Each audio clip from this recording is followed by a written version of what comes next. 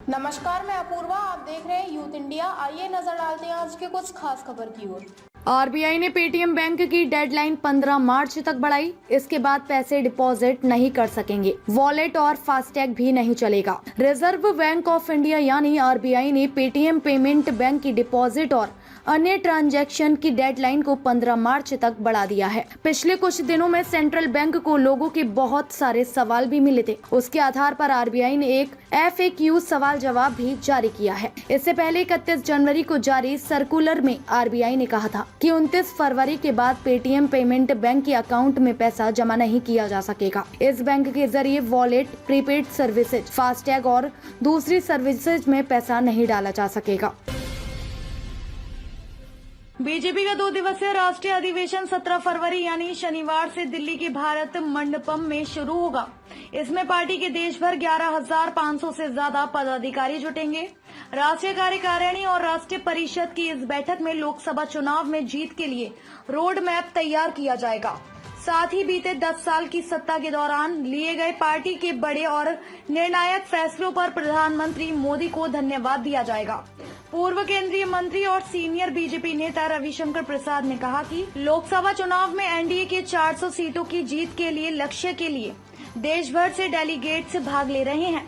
17 फरवरी को first half में पदाधिकारियों की बैठक होगी, जिसमें प्रधानमंत्री मोदी भी मौजूद रह सकते हैं। केजरीवाल के विश्वास प्रस्ताव पर आज चर्चा। शराब घोटाले मामले में मुख्यमंत्री आज कोर्ट में पेश हो सकते हैं। 6 समन भेज चुकी है ईडी। दिल्ली में केजरीवाल सरकार के विश्वास प्रस्ताव पर शनिवार को विधानसभा में सुबह 11 बजे से चर्चा होगी। मुख्यमंत्री केजरीवाल ने शुक्रवार 16 फरवरी को विधानसभा में तीसरी बार विश्वास प्रस्ताव पेश किया था। केजरीवाल ने कहा था कि भाजपा उन्हें गिरफ्तार करवाकर सरकार गिराना चाहती है। उन्होंने भाजपा पर खरीद फरोख्त का आरोप लगाया है। कहा है कि हमारे विधायकों को 25-25 करोड़ रुपए का ऑफर दिया गया है। स्पीकर रामनिवास गोयल ने विश्वास प्रस्ताव स्वीकार करने के बाद गुरुवार को सदन को स्थगित कर दिया था। उन्होंने कहा था कि शनिवार को इस विश्वास प्रस्ताव पर चर्चा होगी। केजरीवाल ने इससे पहले मार्च 2023 में अगस्त 2023 में विधानसभा में विश्वास प्रस्ताव पेश किया था। आज ही के दिन केजरीवाल को दिल्ली की राउज एवेन्यू कोर्ट में भी पेश होना है। शराब घोटाले में ईडी ने 5 समन के बाद भी केजरीवाल के पेश नहीं होने पर कोर्ट में याचिका लगाई थी। हिट एंड रन मामले में हड़ताल का आज दूसरा दिन। बैरिया बस स्टैंड से बहुत कम बसें निकल रही। पटना जंक्शन का इलाज सबसे ज्यादा प्रभावित। हिट एंड रन के मामले में चालक संघ की ओर से बुलाई गई हड़ताल का आज दूसरा दिन है।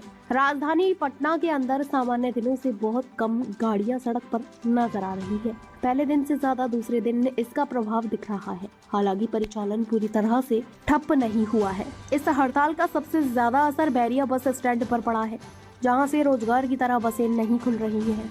यात्री भी बहुत कम पहुंच रहे हैं। इक्का दुक्का बसें ही खुल रही हैं। इसके बाद पटना जंक्शन का इलाका सबसे ज्यादा प्रभावित हुआ है, जहां परिचालन न के बराबर है। सभी ड्राइवर यहां सड़क पर उतरकर सरकार के खिलाफ बंद को सफल बनाने में लगे हुए हैं। शहर के अंदर ई-रिक्शा, ऑटो, कैब और बसों का परिचालन बहुत कम हो रहा है। कई ड्राइवर संघों की नजर से बचते हुए ऑटो, ई-रिक्शा, कैब और बसें चला रहे हैं। हरियाणा और पंजाब में चल रही किसान आंदोलन से हिमाचल प्रदेश की टूरिज्म इंडस्ट्री को तगड़ा झटका लगा है। दिल्ली, पंजाब व हरियाणा में सड़कें बंद होने से पहाड़ों पर पर्यटक नहीं पहुंच पा रहा। नतीजा 85% से 90% एडवांस बुकिंग कैंसिल हो गई है। वॉक इन टूरिस्ट यानी मौके पर बुकिंग करने वाले सैलानी भी 50% घट गए हैं। हिमाचल प्रदेश के पर्यटन स्थलों से 13 फरवरी से ही रौनक गायब है। किसानों के प्रोटेस्ट का जल्द समाधान नहीं निकला तो इससे हिमाचल के पर्यटन उद्योग को करोड़ों रुपए का नुकसान झेलना पड़ेगा। फरवरी के पहले 2 हफ्ते में हिमाचल के टूरिस्ट स्पॉट्स पर 50 से 75% ऑक्यूपेंसी थी, जो यह अब 10 से 25% रह गई है। हिमाचल का पर्यटन उद्योग लंबे समय से मंदी की मार झेल रहा है। साल 2020 व 2021 में कोरोना ने टूरिज्म इंडस्ट्री की कमर तोड़ी। बीते साल पहले बारिश ने करोड़ों का नुकसान पहुंचाया। इस बार सर्दियों में बर्फबारी नहीं होने से कारोबार मंदा रहा। अब बर्फबारी हुई है तो इसे देखने के लिए पर्यटक पहाड़ों पर आने लगा था। अब किसान आंदोलन की वजह से पर्यटक आना फिर से बंद हो गया। ताज़ा खबरों से जुड़े रहने के लिए हमारे चैनल को सब्सक्राइब करें और बेल आइकन को दबाना ना भूलें ताकि हर खबर की नोटिफिकेशन आपको मिलती रहे।